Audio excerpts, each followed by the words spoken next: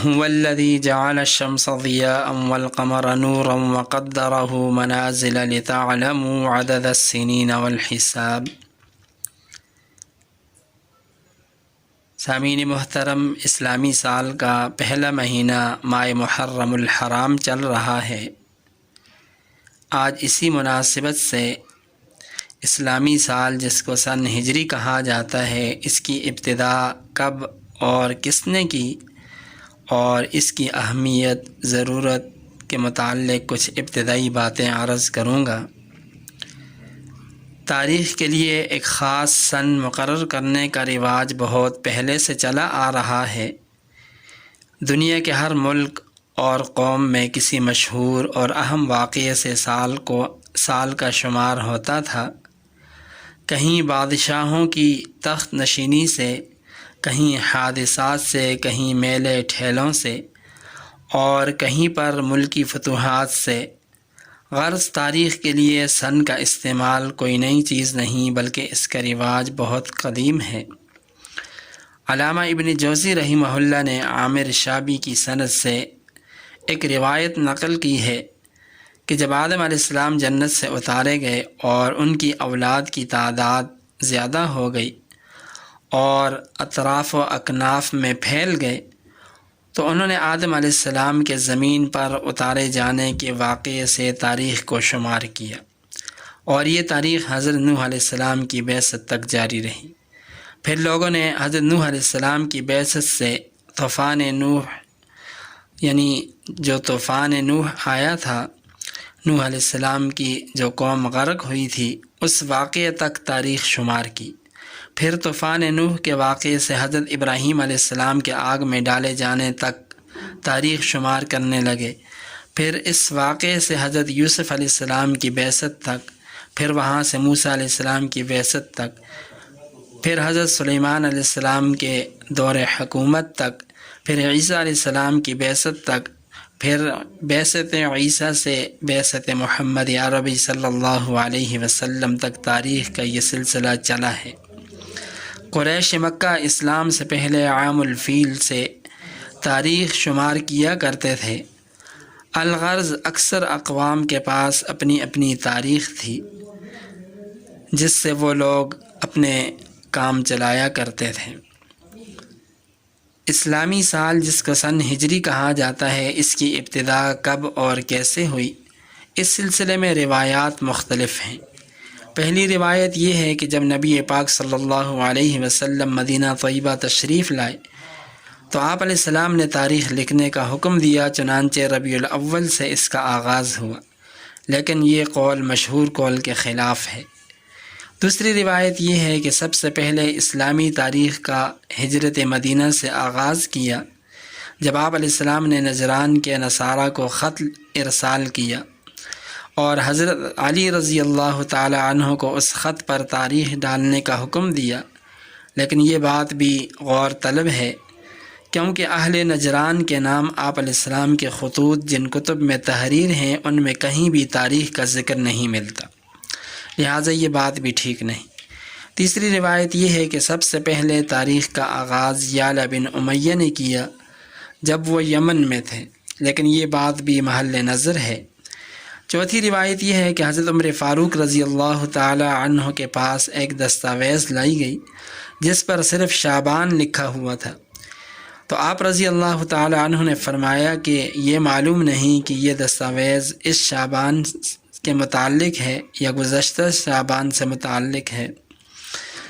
پانچویں روایت بعض مورخین نے ایک دوسرا واقعہ لکھا ہے، وہ یہ ہے کہ یمن کے گورنر حضرت ابو موسیٰ اشعری رضی اللہ تعالی عنہ نے امیر المؤمنین حضرت عمر فاروق رضی اللہ تعالی عنہ کو ایک خط لکھا کہ آپ کے احکامات فرامین ہمارے پاس پہنچتے ہیں، لیکن ان پر تاریخ نہ ہونے کی وجہ سے مشکلات کا سامنا کرنا پڑتا ہے۔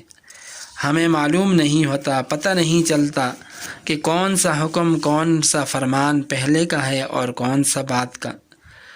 اختلافات روایات کے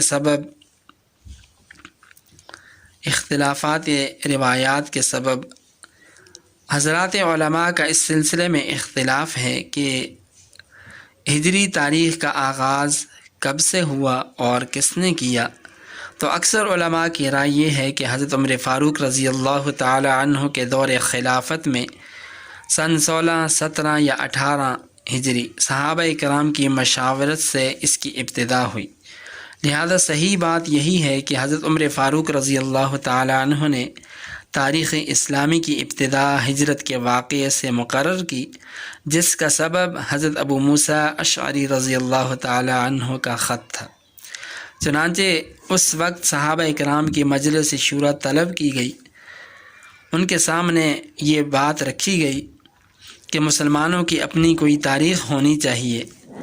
تو صحابہ کرام کی طرف سے مجلس شورا کے جو ارکان تھے ان کی طرف سے 4 آراء سامنے آئیں۔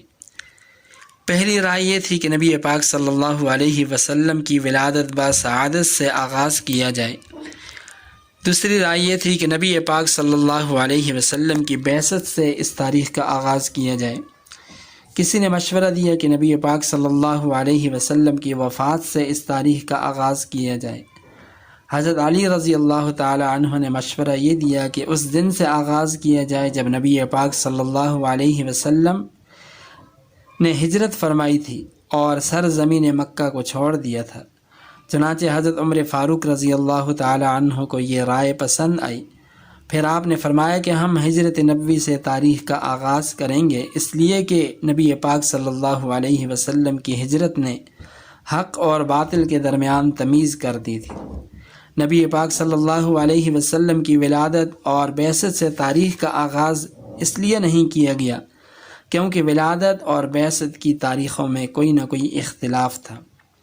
وفات سے اس لیے نہیں کیا گیا کہ وہ غم کا سال ہے، لہٰذا نبی پاک صلی اللہ علیہ وسلم کے مدینہ طیبہ ہجرت کرنے کے واقعے سے اسلامی تاریخ کا آغاز کیا گیا اتفاق رائے سے۔ پھر یہ مسئلہ درپیش ہوا کہ کس مہینے سے ہجری سال کا آغاز کیا جائے، تو بعض کی رائے یہ تھی کہ رجب سے آغاز کیا جائے، بعض کی رائے یہ تھی کہ رمضان المبارک سے آغاز کیا جائے، بعض نے ربیع الاول کی رائے دی۔ حضرت علی اور حضرت عثمان رضی اللہ تعالی عنہ نے محرم الحرام سے ہجری سال کے آغاز کا مشورہ دیا، تو اس کو حضرت عمر فاروق رضی اللہ تعالی عنہ نے پسند فرمایا اور ہجری سال کا آغاز ماہ محرم الحرام سے کیا گیا۔ سامعین محترم، یہاں یہ بات بھی قابل غور ہے کہ حضرات صحابہ کرام نے اسلامی تاریخ کی ابتدا جس واقعے کی بنیاد پر رکھی وہ واقعہ ہجرت ہے، حالانکہ تاریخ نبوی میں اور بھی کئی اہم واقعات تھے جن کو تاریخ اسلامی کی بنیاد بنایا جا سکتا تھا۔ مثلا نبی پاک صلی اللہ علیہ وسلم کی ولادت کا واقعہ تھا، بعثت کا واقعہ تھا، معراج کا واقعہ تھا، فتح مکہ کا واقعہ تھا، غزوہ بدر کا واقعہ تھا، مگر صحابہ کرام نے اور خاص طور پر حضرت علی اور حضرت عمر فاروق رضی اللہ تعالی عنہ نے واقعہ ہجرت کو اسلامی تاریخ کے لیے بنیاد بنایا۔ اس کی وجہ یہ ہے کہ حضرات صحابہ کرام نے تاریخ اسلامی کی ابتدا ہجرت سے اس لیے کی کہ یہ واقعہ حق اور باطل میں فرق کرنے والا ہے۔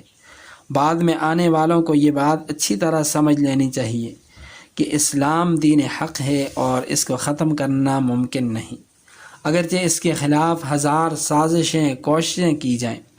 یہ اللہ تعالیٰ کی جانب سے آیا ہے، بہرحال یہ ابھر کر رہے گا۔ ہجرت کا واقعہ تاریخ کی کتابوں میں موجود ہے، اس کو پڑھ کر دیکھ لیں کہ کس طرح ہجرت سے حق اور باطل میں فرق ہوا۔ اس واقعے نے باطل کو سر نگوں اور حق کو فتح یاب کرنے میں اہم کردار ادا کیا۔ دوسری وجہ یہ ہے کہ صحابہ کرام نے ہجرت کے واقعے سے اسلامی تاریخ کو جوڑ کر ہمیں اس طرف متوجہ کیا کہ اسلام کی ترقی سربلندی اس پر موقوف ہے کہ اہل اسلام ہر دور ہر زمانے میں اس کے لیے اسی طرح قربانیاں دیں جیسے کہ حضرات صحابہ کرام نبی پاک صلی اللہ علیہ وسلم نے دی۔ اگر صحابہ کرام ہجرت نہ کرتے، اپنے گھر بار بیوی بچوں قوم قبیلے خاندان کو نہ چھوڑتے، اپنے راحت و آرام میں کھانے پینے میں لگے رہتے، تو دین اسلام دنیا سے مٹ جاتا اور کفار اس کو کبھی بھی پھلنے پھولنے نہ دیتے۔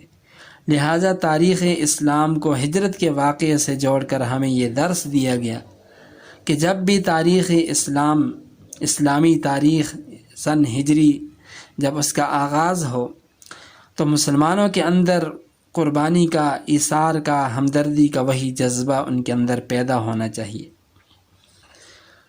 جو صحابہ کرام کے اندر موجود تھا۔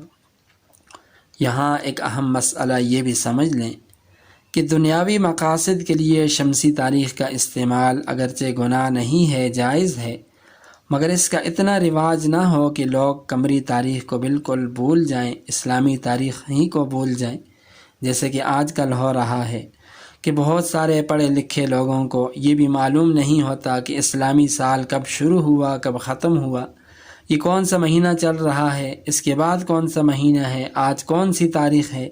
اسلامی مہینوں کے صحیح طور پر ان کو نام بھی نہیں آتے۔ تو اگر ایسی صورتحال بن جائے تو یہ بالکل بھی جائز نہیں ہے، مناسب نہیں ہے، یہ حضرات سلف صالحین کے طریقے کے خلاف ہے۔ مولانا ابو الکلام آزاد رحمہ اللہ نے لکھا ہے کہ قومی زندگی کے مقدمات میں سے ایک نہایت اہم چیز سن اور تاریخ ہے۔ جو قوم اپنا سن نہیں رکھتی وہ گویا اپنی بنیاد کی ایک اینٹ نہیں رکھتی۔ بہرحال اسلامی قمری تاریخ کو رواج دینا چاہیے، اس کو یاد رکھنا چاہیے اور اپنے روزمرہ کے معاملات کے اندر اس کا استعمال بھی ہونا چاہیے۔ وآخر دعوانا ان الحمد للہ رب العالمین۔